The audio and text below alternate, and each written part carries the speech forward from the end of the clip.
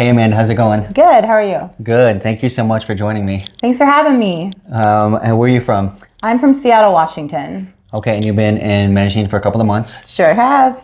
And you were telling me you had a couple of crazy experiences when you first got here. I did, yes. Can you tell us a little bit about them? Sure. So when I first got here, within the first week of being here, I had 2 back-to-back incidents that happened. Wow. One was a group of 5 guys that were following me. It could have been a coincidence. I wasn't taking any chances. I just ran to the main street to avoid them.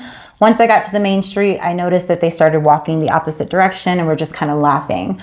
The second time I went and got my nails done. After my nails, I was crossing the street. There was a lady that blew the whistle at me because I wasn't supposed to cross the street during the construction. There was an African man that was walking up the street. He kind of turned back a couple of times, saw me, and then he started to follow me. I thought I had lost him at one point, and then he found me again. I started walking up the hill to go home, and then he just jumped from behind the tree and kind of like tried to scare me. He was making these like weird facial expressions. So I was on the phone with my boyfriend. I showed my boyfriend immediately, and then that guy like tried to hide. He put his hoodie on. As I'm walking up the street, I noticed that there's 2 more men in hoodies. And so I showed that to my boyfriend. He's like, that's super sketch. So when I'm talking to him, they ended up crossing the street. I ended up walking up the hill. And then when we turned around, all 3 of them were talking to each other. So I was like this was definitely a setup. So I didn't go home. Or I went home. I didn't go anywhere for 10 days. Didn't step outside, didn't go outside to walk, nothing. And then I found AZ Medellín and I started to use them and I felt more comfortable. I've been outside. I go eat by myself now. So yeah, it's been good. You did that perfectly because I was going to do the plug for my friend's company, AZ Security. And you obviously, you had some incidents, you had some issues, and then you got them hired for security. One of their main people went out with you. You had a great experience, took you out. You felt like a local. You felt comfortable. Yeah. All right.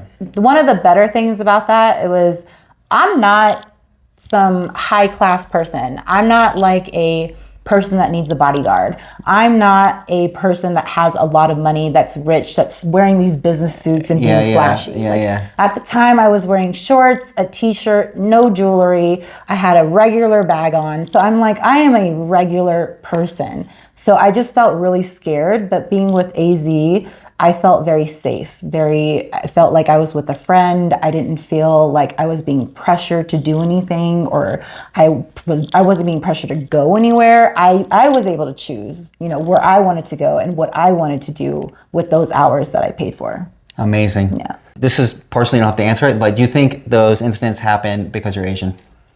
At first I didn't think so, just because I had watched a bunch of travel bloggers. I researched the area. A lot of female travelers were saying that the area that I personally chose to stay in was safe. But now looking back, all of those travel bloggers were Black, white, or Hispanic. None of them were Asian.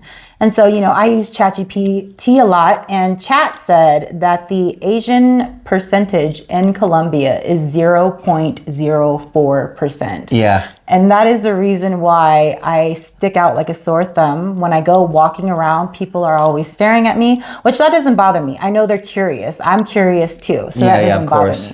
It's the following. It's the trying to intimidate or bother me that kind of bothers me. But everything else has been wonderful here. Yeah. I was wondering that because it's actually, you see very little Asian people here in Colombia. I've noticed that. Yeah. I actually did notice a group of Asians. There were 3 of them, and it was at the mall when I was with Ali. And I was like, wait, should I be staying here? And he was like, yeah, you definitely should be staying in your area. You should be staying in like El Poblado or, another area that's safer for you.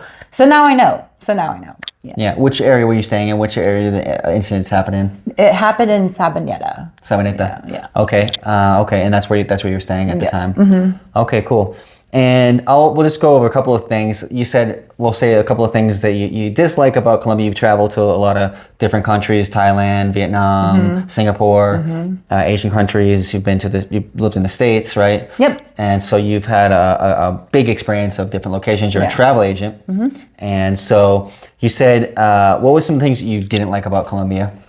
So one of the things I didn't like about Colombia was the convenience. And the reason why I say that is because when I'm in Thailand or I'm in Vietnam and even in Mexico, I am able to order all of my groceries. I can order alcohol, I can order cigarettes, I can order food, I can order a car. It's very quick. But what I've noticed here in Colombia is I can only order 1 or 2 bottles of water.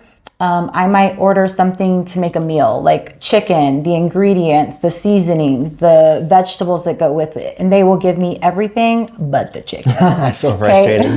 So I'm like, okay. And then what's weird is right after they deliver my order, it'll say from the same exact company, the thing that was out of stock is now in order. I don't believe you. I'm not going back. So I'll have to order from 3 different places, 3 different times just to make one meal. Yeah, you can get a lot of deliveries here, but the thing I've noticed this too is it's like that it's not detail oriented. So it's like, and what I've noticed is it's like it's not importance of like what you're ordering. It's like you ordered some stuff, we delivered you some stuff, even though we didn't give you what you wanted, we're still bringing you stuff. Right. And it's happened to me one time. I ordered some donuts from this place. And it was like a whole combo thing, but it was like I wanted specifically certain stuff. It was like donuts and this other thing. And then first of all, like they brought like different flavors, like not the stuff that I wanted.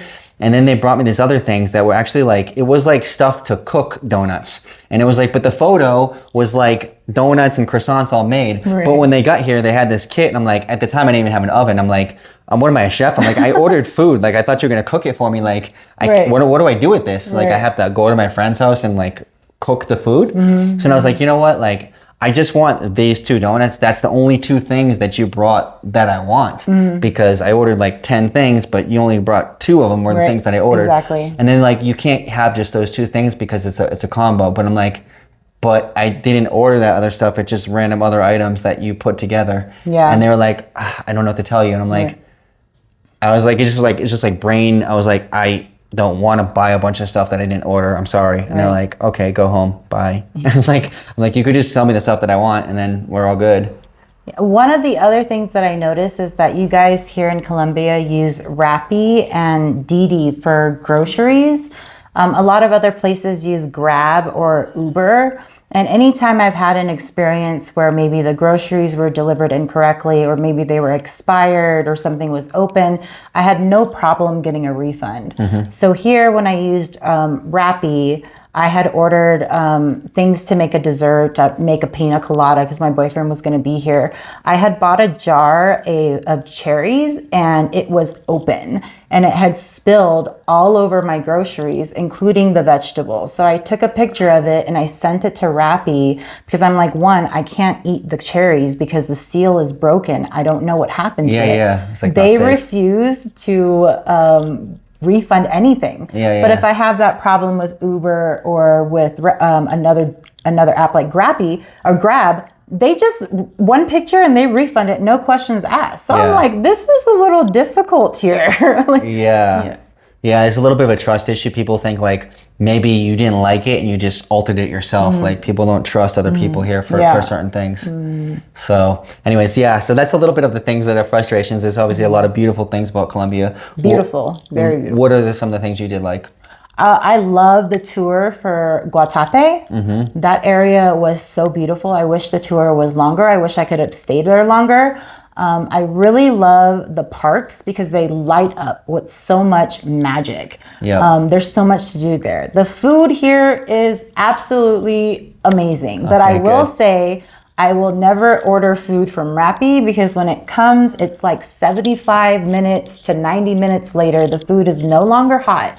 But if you go to a restaurant and you eat that food at a restaurant, chef's kiss, baby. Like, it is great. Nice. Yeah. So as long as you're at the restaurants, I think it's amazing. The price points are absolutely amazing, especially if you're an American. Your dollar will stretch farther here, which I personally enjoy. I try to choose countries where my dollar will stretch a little bit farther. And so Colombia has been great in those aspects.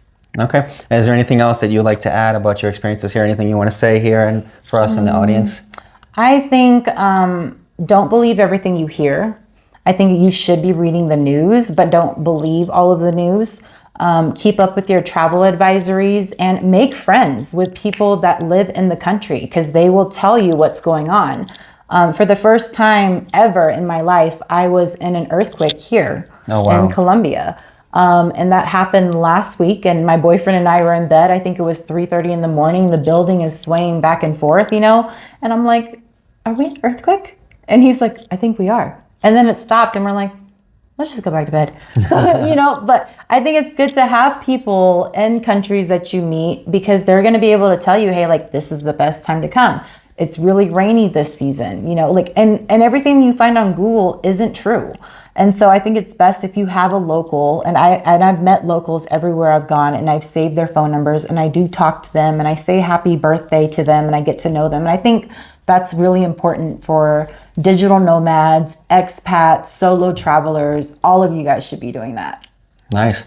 Well, thank you for joining me. Yeah, thank you. We'll make one more plug to AZ. AZ Medellín. Yeah, if you need security, if you need tours, they can help you out. We'll put the links in the description, and we'll catch you all next time. Thank you so much. Thank you. Bye.